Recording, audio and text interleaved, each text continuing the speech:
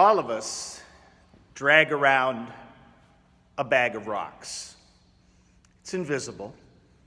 Nobody can see our bag of rocks. But every day of our lives, we get up and we take our bag and we drag it through our life. The rocks in that bag, some of them are very new. Some of them are old. Some of them are very large and heavy. Some of them not so large, smaller.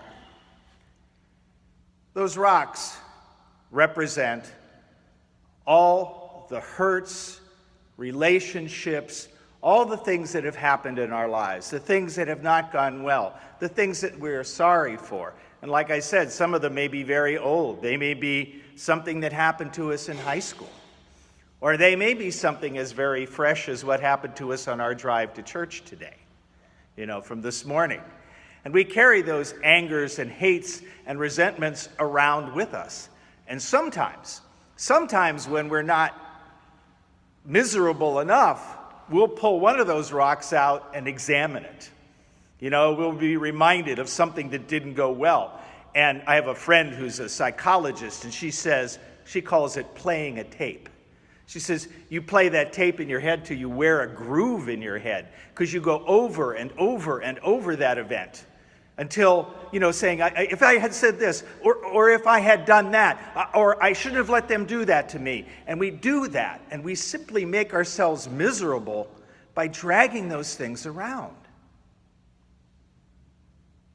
We can drop those rocks. In fact, there's a beautiful book, I think it's still in print even, very tiny, called Drop the Rock.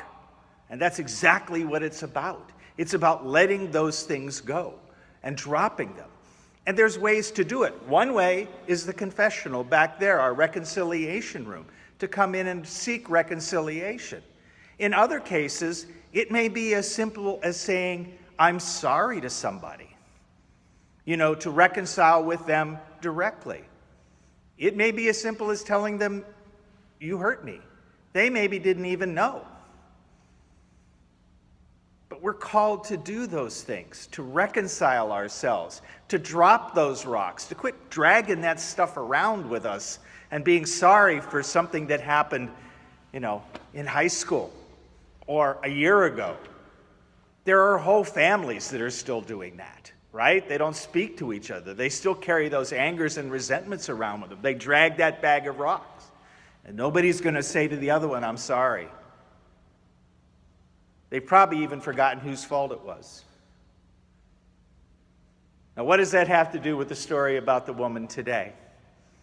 This woman that comes into Simon's house and bathes Jesus' feet with her tears and anoints him with oil. Have you ever had a really good confession? Have you ever reconciled with somebody after a long, period when you didn't get along? You know how it feels when that weight is lifted off of you? This woman's bag was very full, obviously. Everybody wants to say she's a prostitute, but it does not say that.